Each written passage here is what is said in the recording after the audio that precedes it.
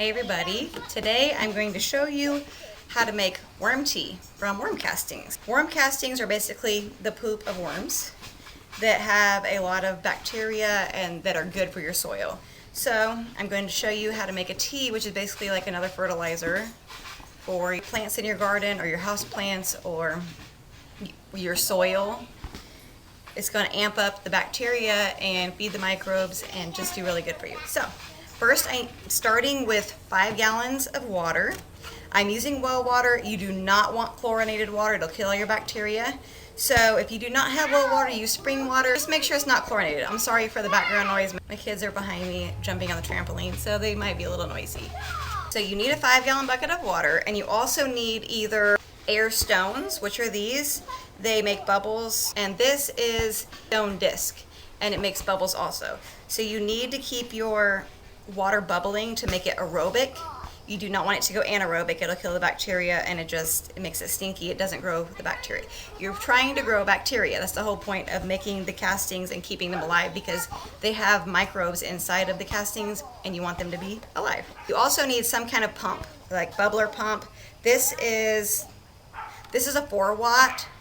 I honestly could have went bigger, but I'm trying to do this the cheapest way that I can, and I found these things on Amazon. And then you need some molasses. Now, you want organic if you can. I didn't have any on hand, so I'm just going to use this. But the organic is going to keep the healthy bacteria. Now, if you want to go super cheap or free, without a bubbler or air stones, you can stir it every 3 to 4 hours if you're that committed.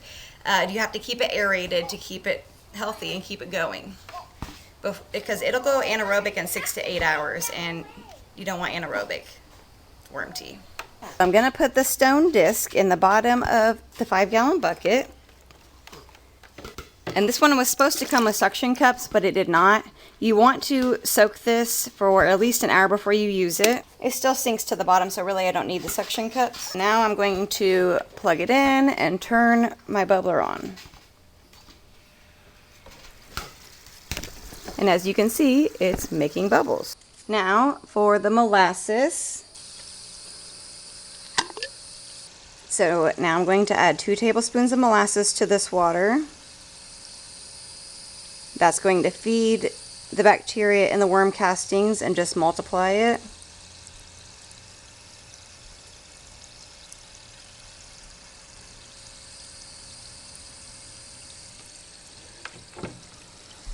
I'm going to stir that up really good.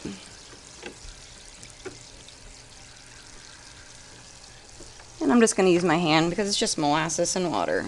Molasses, if you don't know, is just basically made out of sugar. And sugar, anytime you ferment anything or try to grow bacteria, the sugar feeds the bacteria. Now the sun's in my eyes.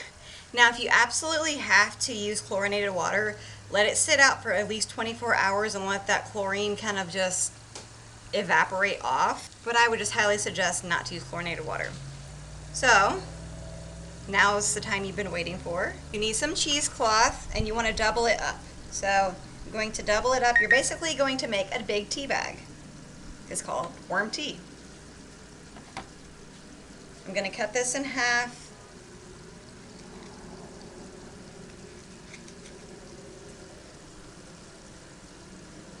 And then I'm going to add about 2 cups of worm castings into the tea bag.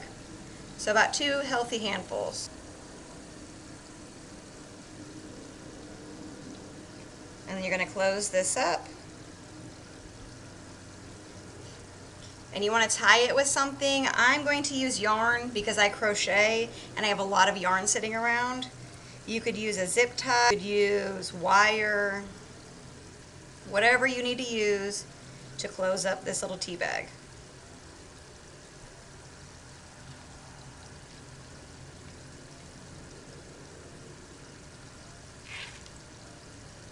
Okay, there it is. Now you want to be able to hook it in with something. So again, I'm going to tie a piece of yarn around this and hook it onto my handle, because you don't want it just floating around inside of your bucket. You want it to be like a tea bag. You know how a tea bag has a piece of string holding it on?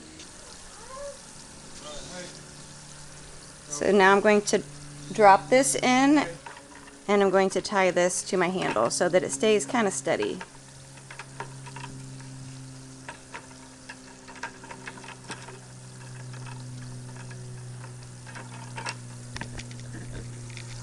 And you're going to want this to sit and aerate for 24 hours.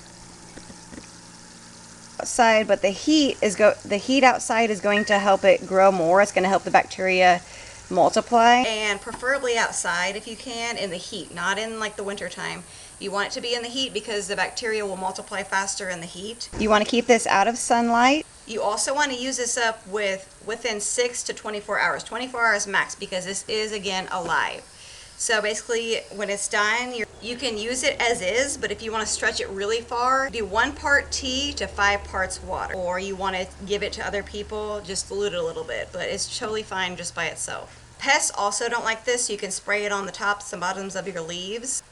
It'll keep the pests away. So either way, you can use the castings to put around your plants, or doing it this way, adding the worm tea multiplies the microbes by thousands. So it amplifies the benefit to your plants. So either way, worm castings and worm tea are an amazing option and totally natural. It's way better than the chemically made fertilizers, and it's better for you.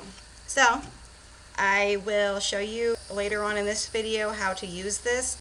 So this has been sitting for about 2 hours now. As you can see, there's foam. This is a totally normal thing. That just means that the bacteria is multiplying. So that's really what you want. So I set this in the tool room for 24 hours. This is what it looks like. And now I'm going to shut it off.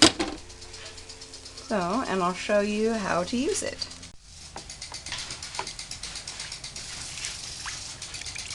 Alright, so I'm going to squeeze the rest of the water out of this.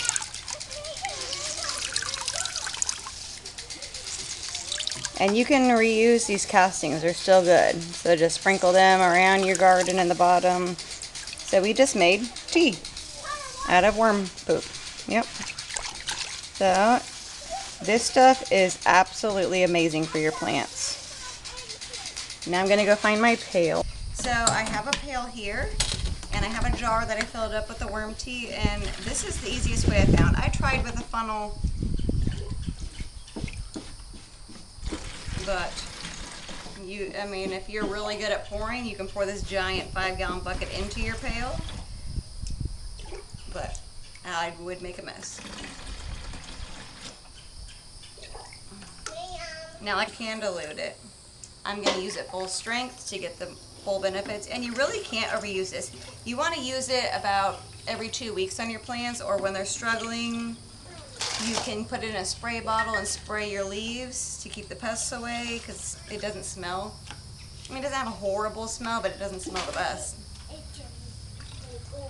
And really, you just put it in your pail and you put it on your plants, just as a natural fertilizer to add in some essential vitamins that your plants need. So now I'm going to take you into my garden and show you how I use it. You just use it as basically like water, but it's a lot better for your plants. So I'll show you my loofahs real fast. My garden is struggling. It's just about done until fall. My tomatoes are about done producing, but I have a few giant loofahs. My loofahs are still doing great. So now I'm just going to take this and I'm going to drench it. You can't put too much. It won't hurt your plants. It's not going to burn it like a normal chemical fertilizer, like the other chemical fertilizers. It's actually good.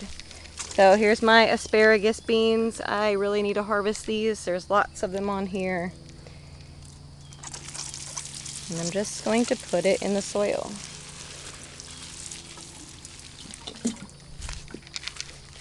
I have a few watermelon.